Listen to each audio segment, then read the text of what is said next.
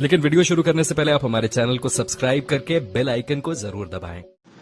उत्तर प्रदेश में बीएसपी ने सिसवा से अपना उम्मीदवार जारी करके एक नया खेल खेला है, जहां पे सबसे ज़्यादा पटेल कुर्मी बाहुल बेल्ट है और वहां से कुर्मी को कैंडिडेट बनाकर जिताऊ प्रत्याशी घोषित कर दिया है, जिससे विपक्षी दलों में हाहाकार है और सभी डरे सहमे से हैं।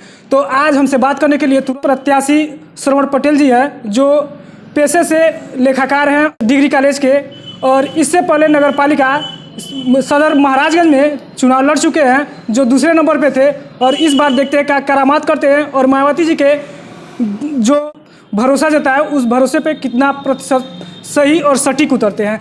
तो सबसे पहले तो आपको स्वागत है कि आपको टिकट मिला है, क्या कहेंगे आप? बहुत बहुत धन्यवाद आपको कि आपने अपने चैनल पे हमको बुला के मुझसे आप मेरा वर्जन ले रहे हैं, इसके लिए बहुत बहुत साधुवाद। अभी मकर संक्रांति का सबसे पहले तो आप सभी लोगों को हार्दिक मंगल कामनाएं, नए साल की हार्दिक मंगल कामनाएं। और बहन जी ने मुझको आशीर्वाद दे के सिसवा विधानसभा में भेजा है और मैं सिसवा विधानसभा की जनता की उम्मीदों पर खरा उतरूंगा, ऐसा मैं आपको विश्वास दिलाता हूं इस आपके चैनल के माध्यम से। प्रदेश में हवा दूसरी है, सभी कह रहे हैं। कौन कह रहा हवा दूसरी है? धरातल पर आके देखें ना, हवा बहुजन समाज पार्टी के पक्ष में है। कुर्मी और पटेल जो है बीजेपी और अपना दल अपना रहे हैं, भाग जा रहे हैं। कुर्मी और पटेल बीजेपी अपना रहे हैं या अपना दल अपना रहे हैं। मैं भी कुर्मी हूँ, मैं भी पटेल हूँ, मैं तो बहुजन समाज पार्टी का मंडल कोऑर्डिनेटर हूँ। मैं बहुजन समाज पार्टी का प्रभारी प्रत्याशी बनाया गया हूँ। आपकी बात को मैं कैसे मान लूँ?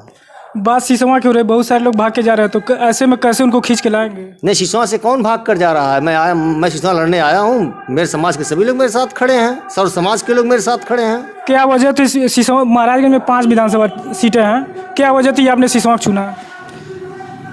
सिसवा विधानसभा अपेक्षाकृत विकास से अछूता है, इस नाते मुझको सिसवा विधानसभा को बहन जी ने कहा कि विकास से अछूता है, इस नाते आपको सिसवा विधानसभा लड़ना है। इससे पहले कई बार आपके वहाँ से बीएसपी से विधायक रह चुके माननीय शिवेंद्र सिंह जी, तो उन्होंने विकास नहीं पूरा कर पाया, क्या वजह था? इसको तो वहाँ आप सिसवा के ग्राउंड पे जाके देख सकते हैं, कोई विकास अगर हुआ है तो जनता खुद बताएगी। कई बार विधायक होने के बाद भी विकास नहीं हो पाया, तो क्या वजह रही? उन्होंने विकास के विषय में लोगों ने सोचा ही नहीं, जनता को गुमराह करके जनता भोली भाली जनता से मात्र वोट लिया। आपका सबसे प्रथम कार्य यदि आप विधायक बनते हैं तो क्या करेंगे? जो ज्वलंत मुद्दा जो आपके नज़रिए में, क्या करेंगे आप? सबसे पहले वहाँ शिक्षा के क्षेत्र में कोई काम नहीं हुआ है, और जब जिस क्षेत्र में शिक्षा नहीं होता है उस क्षेत्र के लोग सही निर्णय नहीं ले पाते हैं। तो सबसे पहले वहाँ उच्च शिक्षा की व्यवस्था करना सुनिश्चित करवाऊँगा। वहाँ सोहगी बरवा है जो टापू के रूप में है, उसको तहसील मुख्यालय से एक पुल की आवश्यकता है, उसको पुल को जुड़वाया जाएगा। तीसरी ज्वलंत मुद्दा जो वहाँ है, गन्ना किसान वहाँ बहुत हैं। गन्ना किसानों को जो उनकी उपज है, जो वहाँ पर जो मिल चलता है, उस मिल में समय से गन्ना गिर नहीं पाया। मिल चला भी, लोगों ने मिल को बंद कराया, बंद कराने के बाद पुनः मिल को उन्होंने शुरू कराया। मतलब जनता के साथ धोखा पर धोखा लोगों ने किया। मैं इस समस्या से वहाँ की जनता को निजात दिलाऊँगा। जो भी आता है शुगर मिल की बात करता है और करके विधायक बनता है, फिर चला जाता नहीं करता है। आप पर जनता कैसे भरोसा करे कि आप करेंगे? जनता तो विश्वास ही करती है, जनता को तो विश्वास करना ही होता है। नेता विश्वास दिलाना चाहता है। बहुजन समाज पार्टी की जब हमारी सरकार रही तो वहाँ के गरीब जनता को हजारों एकड़ ज़मीन हमारी पार्टी की जब सरकार थी तो वहाँ बंटवाया गया। वहाँ पर बहुजन समाज पार्टी की सत्ता में वहाँ पर हर गाँव में 1000 से ज़्यादा सफाई कर्मियों की नियुक्ति की गई। जब बहुजन समाज पार्टी की सरकार थी तो एक भी अपराधी उस विधानसभा का बात ही छोड़ दी, इस जनपद से लेकर इस प्रदेश में कहीं नज़र नहीं आता था। वह काम हम सत्ता में आने के बाद हम वह काम करेंगे। तो ऐसा था तो क्यों सरकार चली गई? जी, हुआ क्या, 7 से 12 तक हमारी सरकार थी और जनता चाहती है कि हम उससे बेहतर चीज़ पावें। जनता की ये अपेक्षा रहती है कि जिस तरह की सत्ता है इससे बेहतर सुविधाएं, इससे बेहतरी की उम्मीद में हमारी सत्ता चली गई। समाजवादी पार्टी की सरकार आई। समाजवादी पार्टी की सरकार ने जो किया वो जनता के सामने था, जनता ने उसको भी ठुकराया। उसके बाद भारतीय जनता पार्टी की सरकार आई।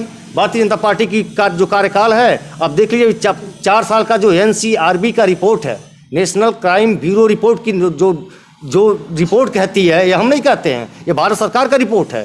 वो ये कहता है कि जितनी हत्याएं, जितनी बलात्कार, जितना डकैती, छिनैती समाजवादी पार्टी की सरकार में हुई, भारतीय जनता पार्टी की सरकार में 4 साल की सरकार में उससे ज़्यादा हो गई। इस नाते जनता चाहती है कि पुनः वही सुशासन का समय बन मायावती जी की आवे। योगी जी तो जीरो टॉलरेंस पे काम कर रहे थे। ये योगी जी जाना है। NCRB की रिपोर्ट कहती है क्या है? अगर जीरो टॉलरेंस की नीति पर काम करते हैं तो उन्हीं इसी भारत सरकार की रिपोर्ट क्या कहती है? मिल में 22 करोड़ रुपए का आज भी बकाया है, लेकिन लोग उनके साथ हैं। तो क्यों नहीं थे? अब नहीं है। अब लोग बहुजन समाज पार्टी के साथ हैं, श्रवण पटेल के साथ हैं। पिछले चुनाव में जो BSP कैंडिडेट का हालत था, उससे तो नहीं लग रहा है कि साथ में है। फिर आप 5 साल पहले की बात कर रहे हैं। 5 साल पहले जब 12 से लेकर 70 तक की सरकार थी समाजवादी पार्टी की, मैं बता रहा हूँ, उसमें आखिर जब उनके साथ ही थे तो फिर भाजपा के साथ क्यों चले आए? वही काम जो कर रहे हैं योगी जी। अब जनता बताएगी। अब तीनों सरकार देख ली है। अब जनता समाजवादी पार्टी की सरकार, भारतीय जनता पार्टी की सरकार और बहुजन समाज पार्टी की सरकार, तीनों में तुलना करेगी। तुलना करने के बाद जनता चिल्ला के कह रही है कि हमको बहन जी का ही वो सुशासन चाहिए। सीसवा का एक जगह निचलौल, जिसकी पहचान बस डिपो से होती थी पूरे देश के अंदर, जी बंद पड़ी है, क्या करेंगे? जो ही हमारी पार्टी की सरकार बनती है, डिपो महाराजगंज जिला मुख्यालय पर लाया गया है। महाराजगंज जिला मुख्यालय का डिपो के रहते हुए सीसवा को पुनः उसका गौरव वापस कराने के लिए निचलौल डिपो पुनः खुलवाऊंगा।